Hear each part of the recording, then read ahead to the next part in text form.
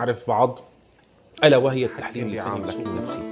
بس إدارة رأس المال مش موجودة، فاعلم إنه الموضوع بالأخير بده يروح للرالي أو إدارة الصعود العنيف أو كم $10. طيب إذا أنا حسابي $10,000.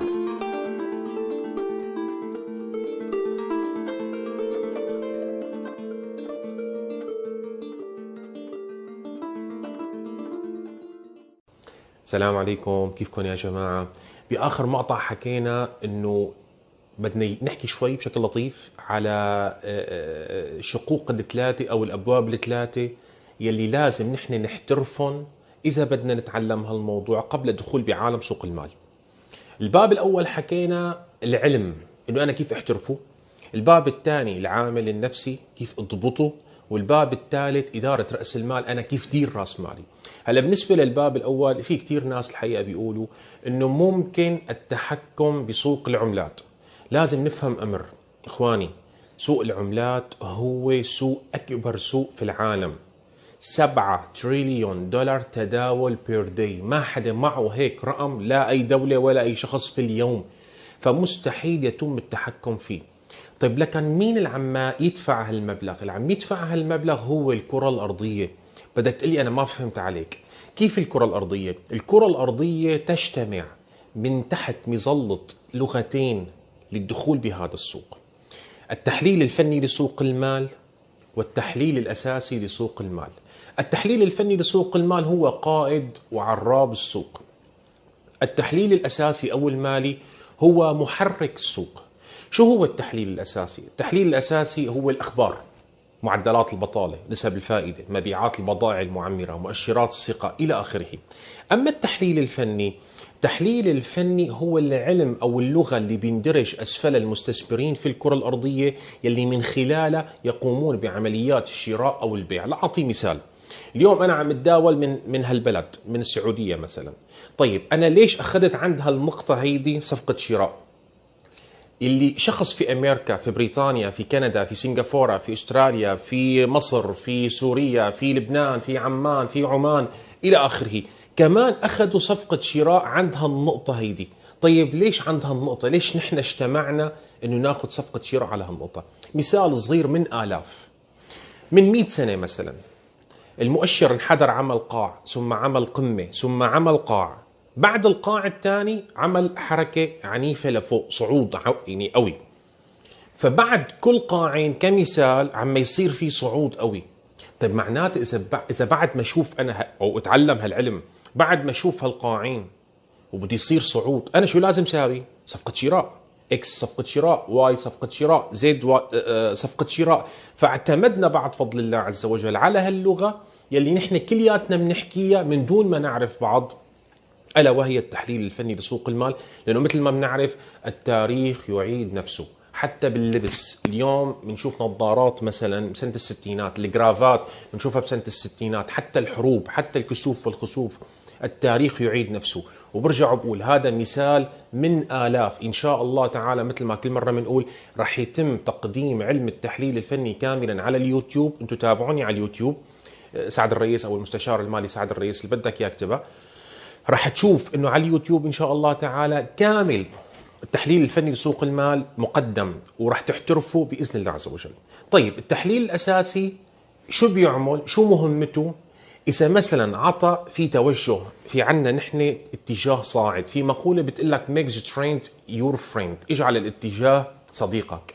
انت عندك صعود، فشو بتعمل انت؟ صفقه شراء.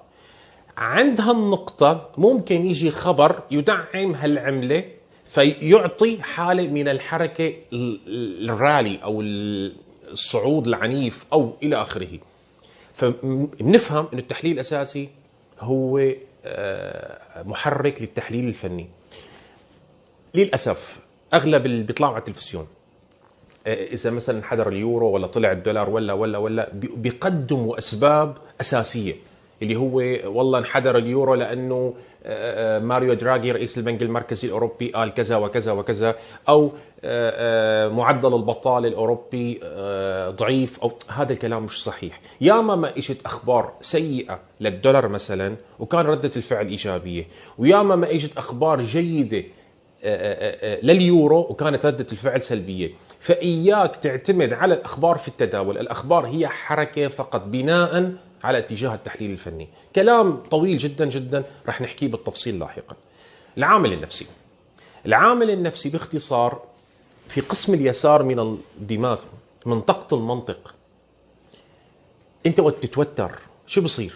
السيالات العصبية إلى منطقة المنطق ما بقى بتروح، فبتتصرف تصرفات لا تحمد عقباها.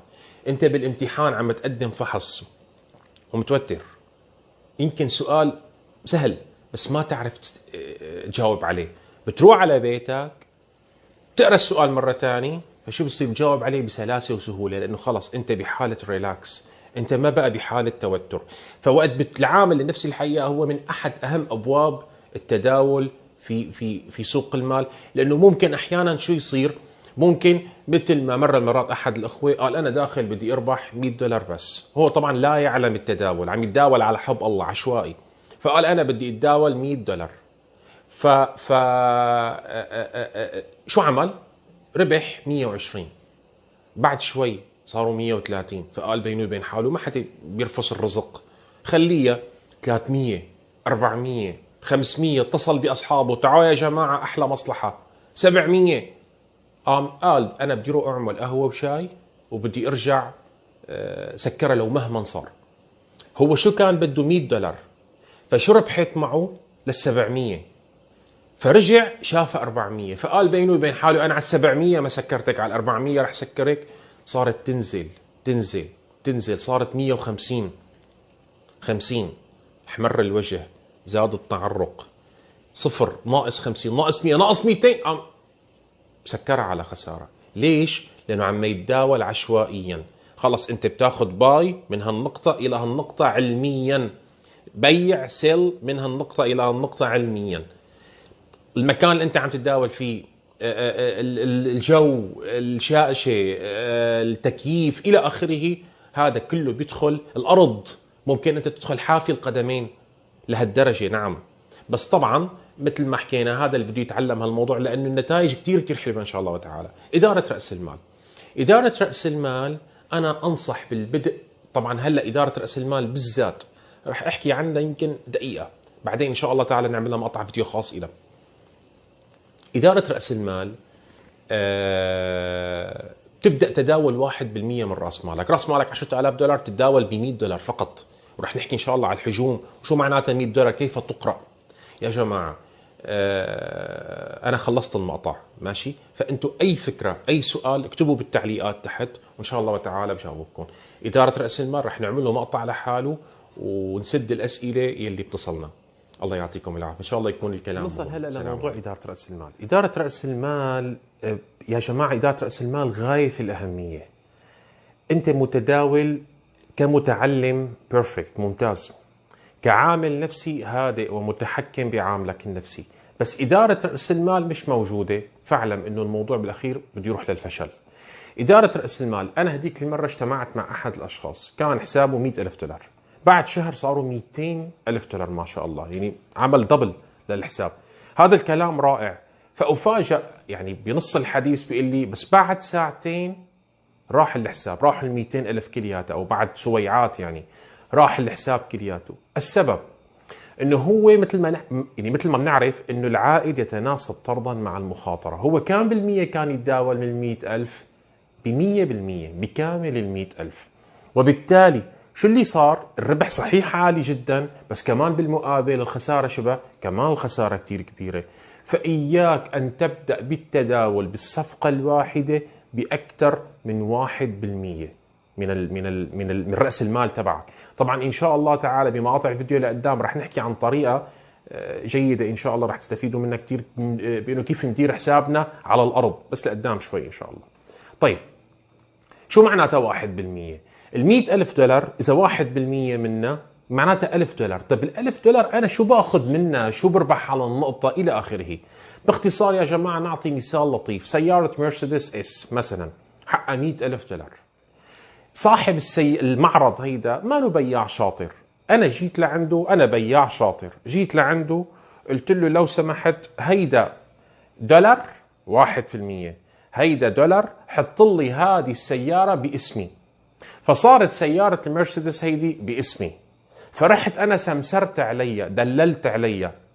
إجاني أحد الأشخاص بيشتريها ب$105,000.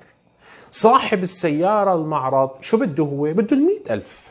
أنا أعطيته ال100,000 دولار، أعطيت السيارة لصاحب للمشتري. وشو استرديت؟ استرديت ال1,000 دولار العربون، واسترديت كمان ال5,000 دولار الباقية من ال105,000. فيا جماعة بهذا البزنس العقد هو تقريبا 100,000 دولار أو 135,000 دولار. فنحن عم نتداول بواحد على 100. ف100 إذا بفرض 100,000 دولار، إذا 100,000 دولار ضرب 1 على 100 شو بيساوي؟ 1000 دولار. ال1000 دولار هيدا هو شو؟ هو عربون العقد كتداول. طيب معناته العقد شو اسمه؟ اسمه لوت 1.0، لوت LOT. هذا العقد كل واحد عقد عربونه كم؟ 1000 دولار أو 1350. شو ربحه على النقطة الواحدة؟ مثل ما نحن بنعرف يورو USD مثلا إذا كانت بتساوي 1.1317، فهذا الكلام معناته كل 1 يورو يعادل دولار 13 سنت، 17 نقطة. النقاط هي أرباحنا وخسائرنا مش السنتات. فكل نقطة بتطلع إذا أنا باي شراء، شو بربح أنا على اللوت؟ 10 دولار. وكل نقطة بخسرها شو بربح أنا على اللوت كمان؟ شو بخسر أنا على اللوت؟ 10 دولار. فهو الربح والخسارة ذا سيم، نفس الشيء. فمعناته الحجم العربون العقد هو 1000 أو 1350 دولار ربحي على النقطة. إذا أخذت عقد واحد ربحي على النقطة كم؟ 10 دولارات. طيب إذا أنا حسابي 10,000 دولار مش 100,000، مرة نتداول ب1% للصفقة الواحدة، كام يعني؟ 100 دولار. طيب ال100 دولار شو هي من العقد؟ العقد 1000 دولار قلنا العربون. طيب ال100 دولار 10 معناتها 0.1 من العقد. يعني كل 100 دولار أو كل 0.1 لوت شو عربونه؟ 100 دولار. شو ربحي على النقطة؟ دولار. وشو خسارتي على النقطة؟ أيضا دولار. فأنت اليوم برأيي أول 3 شهور ولو ربحت 2% 3% ممتاز. يعني البنك بالسنة بيعطيك 3 وربع تقريبا بالمية. إذا أنت بتربح بالشهر 2 3% ممتاز أول 3 شهور، أول 100 يوم خلينا نقول. بعدين بتزود بتعلي المخاطرة إن شاء الله تعالى لحتى نعطي الاستراتيجية اللي بدنا نحكي عليها لقدام. بس أما اليوم إنك أنت تبدأ بأكثر من 1%، كل ما رفعت الريسك، كل ما علي كل ما حطيت في بالك تاخذ عائد أكبر، كل ما بيعلى معك شو هو المخاطرة. فانتبه اليوم. معلش أنا لو طلعت بنهاية الشهر ومحافظ على رأس مالي، صحيح أنا 100,000 بقيت 100,000 بس أنا اكتسبت خبرة. فإياك تتداول بالصفقة الواحدة في بداية طريقك أكثر من 1%. هلأ وين بدي آخذها؟ وين بدي أقفلها؟ كمان إن شاء الله تعالى هذا نحن وقتنا نحكي عن التحليل رح تفهم وتعرف. بس هلأ من هلأ عشعش براسك إنه ممنوع التداول أكثر من 1% من حسابك، إلا اللهم إذا صار عندك استراتيجية جيدة ومجربة على حساب ديمو، وهو نفس الحقيقي بس ما في دفع وقبض وما في عامل نفسي لأنه ديمو، جربتها وتمام ونجحت معك. هلا هذا باختصار كتير كبير إدارة رأس المال. بس الحقيقة قبل ما ختم المقطع في سؤال لازم لكم عليه. سألني أحد الأشخاص إنه طيب بالعامل النفسي يعني يعطينا شوية نصائح. بالمناسبة يا جماعة أنا بالإنستغرام نزلت النصائح الذهبية في التداول بسوق المال. طبعا من ضمنها إياك والطمع. إذا طمعت فشلت، ما في.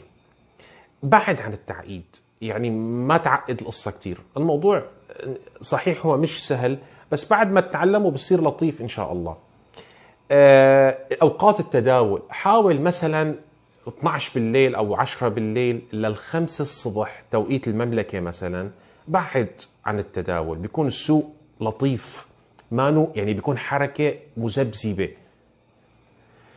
ما تتداول قدام حدا لأنه رح ترتبك، لأنه it's not a game. هو مانو لعبة، هذا باب رزق من الله عز وجل، في دخل. ومثل كأني أنت جراح، معقول هو عم يعمل عملية جراحية بيكون ملتهي بشيء ثاني؟ لا، إياك انتبه.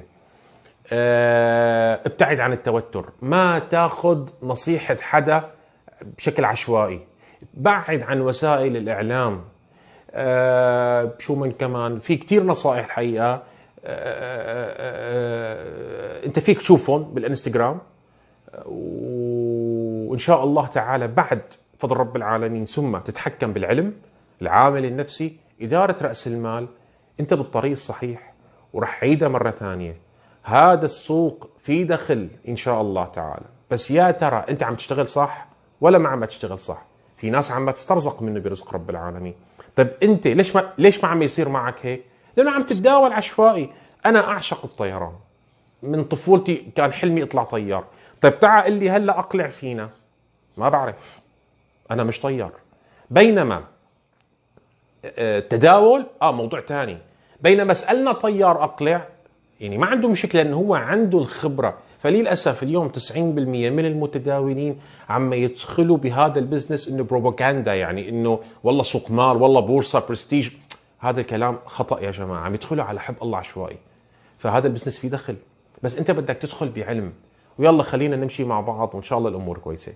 الله يعطيكم العافيه، سلام عليكم.